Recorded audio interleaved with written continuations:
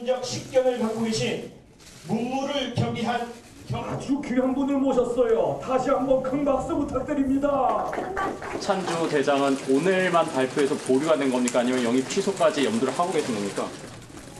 영입 취소가 무슨 말씀입니까? 교수님, 어제 최고위원님들이 박찬주 전 대장은 좀 발표 명단에서 제외하거나 인선을 좀 철회하는 쪽으로 의견을 전했다고 알고 있는데 반발로 저희로 좀 익히는데 어떻게 받아들이십니까? 여기 최고위원 안 계신가요? 한번 물어보세요. 반발한 건가 온 건가. 저는 그렇게 되질 않았고요. 오늘 박찬주 대장을 영입 발표해서 배제하신 것은 가장 큰 이유가 뭔가요? 지금 내 말씀 들었습니까? 배제라니요. 정말 귀한 분이에요. 오늘 발표에서는 배제했잖아요.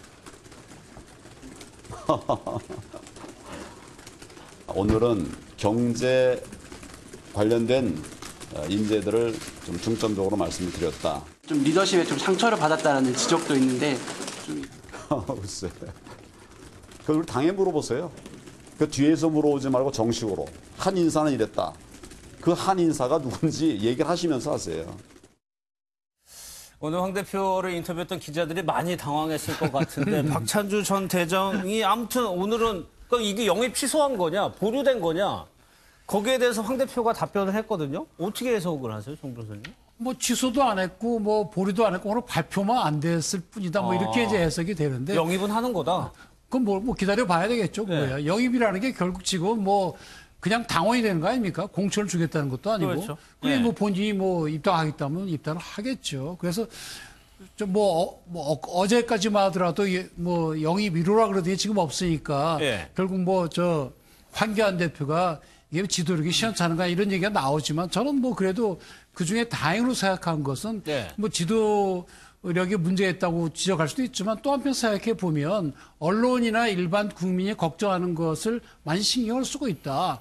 꼭 나쁜 것만은 아닌 걸로 보여요. 왜냐하면 우리가 조국 사태 때 봤잖아요. 조국 사태 때도 여론도 전부 반대했고 일반 그 언론도 반대를 했었는데 결국 지명을 하게 되니까 그 저렇게 됐잖아요. 네. 그 박찬주 대장 같은 경우 이분의 뭐 자격이 있건 없건 그건 떠나가지고 네. 이런 반대 의견이 있다면 일단 그대로 밀어붙이지는 않겠다는 거는 그건 뭐 괜찮은 걸로 보이고 민주적인 지도자로서 가져야 될 덕성이 아닌가 저는 오히려 그렇게 생각합니다. 예. 그 리더십 얘기는 박찬주 전 대장이 얘기했어요. 리더십에 타격이 될까 걱정이라는 게 그래도 황 대표 입장에서는 그렇게 심혈을 정성을 들여가지고 영입을 했는데 발표를 못했다고 하면은 다음 인사도 더 꼼꼼하게 볼 수밖에 없는 거거든요, 주변에서. 그러니까 저는 황 대표의 기자들 질문에 대한 답이 역시 아직은 뭐 제1야당 대표입니다만 정치적인 그 내공이라 할까요? 이렇게 조금 좀 미흡해 보입니다. 예. 그 상황에서 저렇게 굳이 뭐 정색을 하고 반박할 필요는 없잖아요. 다 알고 있는 사실인데 예. 그거 조금 우회적으로 그냥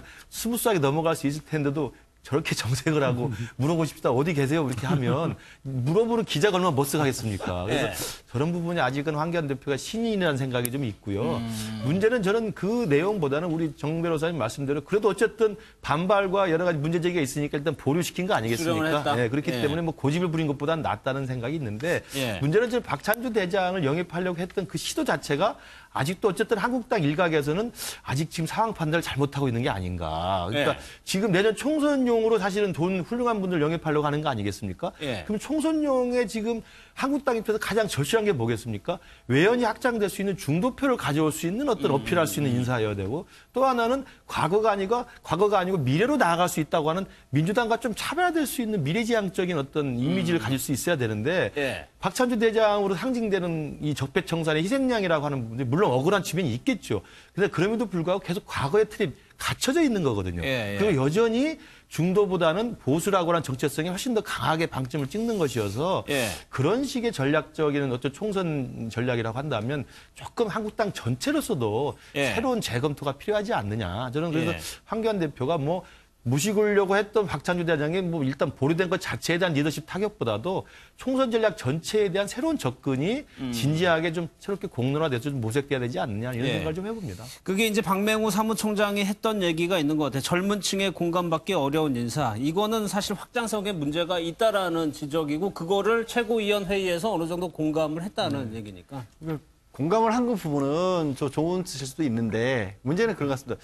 갑자기 저는 이제 홍준표 전 대표의 그 모습과 이게 대비가 좀 되는데 예. 홍 전 대표 같은 경우는 간혹 당내 반발에도 불구하고 밀어붙이는 모습도 보였었고 예. 또 책임을 져야 될 부분이 있으면 확실히 이건 내 거다라는 식으로 얘기를 했었는데 이상하게 황교안 대표 같은 경우에는 뭔가 논란이 일어나면 나는 그거하고는 상관없어라는 식으로 보이신단 말이에요. 예. 그러다 보면 그게 한두 번 자꾸 반복이 되면 당에서는 이게 당 대표로서 끌고 나간다는 그런 어떤 느낌 이게 좀 덜어질 수밖에 없다. 그러다 보니까 당내에서도 리더십의 얘기가 또 나올 수가 있고 그동안은 사실 이전부터 이런 지적이 있었지만 최근에는 그러니까 조국 전 장관을 둘러싼 그런 어떤 것이 타정당 호재로 작용하면서 예. 그 모습이 또 묻혀졌었거든요. 그리고 마침 절묘하게 황교안 대표가 장애투쟁을 한 부분도 장애투쟁이 잘못됐다라는 얘기가 나왔었는데 예. 조국 전 장관에 대한 어떤 반대 의견들이 거기에 뭉쳐지면서 그게 잘한 것처럼 됐었는데 예. 그게 끝난 지 얼마 안 됐잖아요. 그러니까 토로 그 모습으로 돌아가는 것 같이 비춰지고 그게 하필이면 또 가장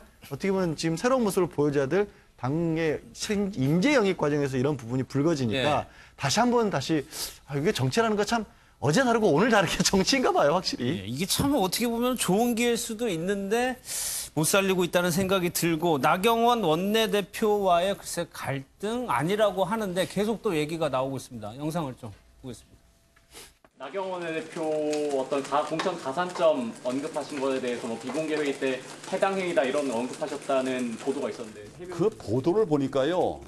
나 대표를 향해 한 말이 아니다. 그렇게 보도가 돼 있습니다. 제목하고 형 달라요. 그런 아까 여러분 나 대표나 내나 나올 때 또 들어올 때 서로 갈등하고 이렇게 질책해가지고 야단 맞고 야단한 그런 얼굴을 보이던가요? 없는 갈등을 부추기는 것은 그건 올바른 자세가 아니라고 생각합니다.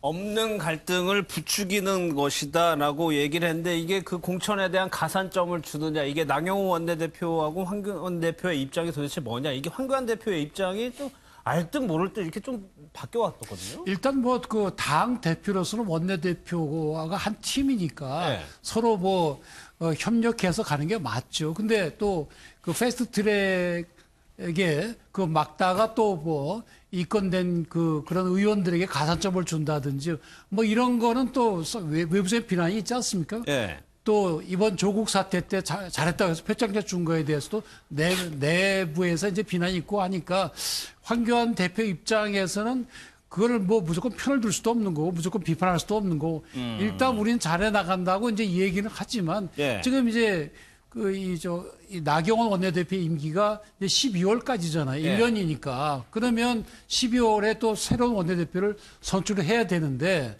나경원 원내대표 입장에서는 내년 총선까지 몇 달 안 남았으니까 한 4개월 정도 그냥 계속하자 그런 마음이 있을 것이고 예.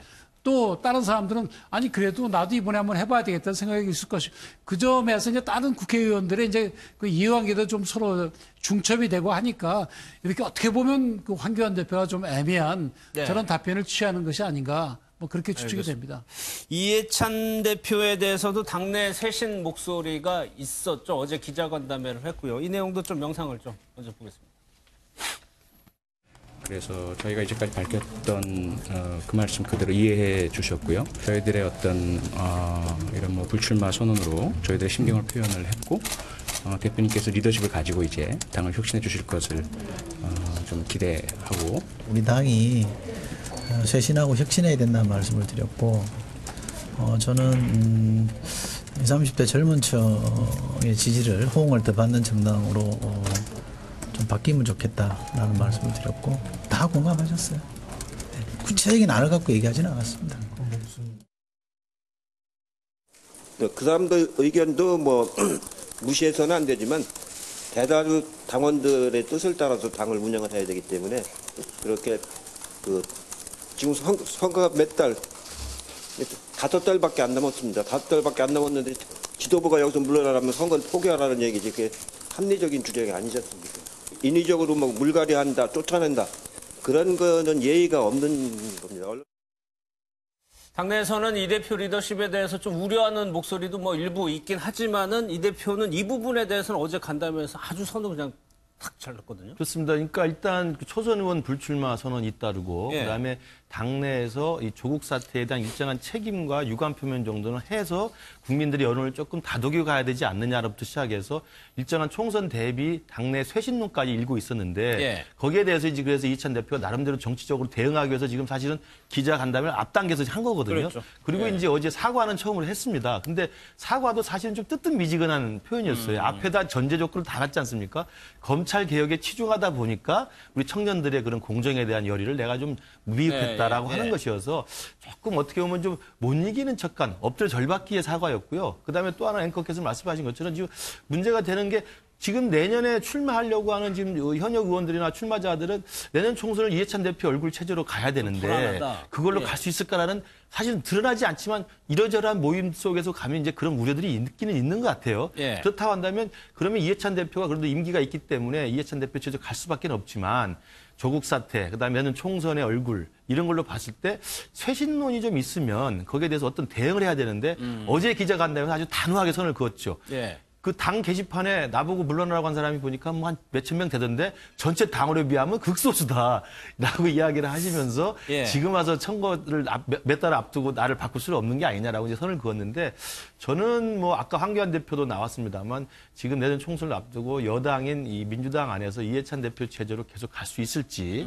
이 부분에 대해서는 아마 일단은 이해찬 대표 스스로야 뭐 당연히 사퇴 뜻이 없겠죠. 그리고 예. 이미 공천들 다 만들어놨고 시스템에 의해서 공천이 진행되는 거기 때문에 뭐 큰 문제는 없다고 생각합니다만 그 이후에 정치 상황이 어떻게 요동될지는 아무도 모르기 때문에 아까 양 변호사 말대로 예. 그래서 5달, 6달 남은 이 총선까지의 상황에서 집권 여당의 총선 그 사령관이 어떻게 될지는 좀 지켜봐야 될 것 같습니다. 알겠습니다. 여기까지 하도록 하겠습니다. 고맙습니다.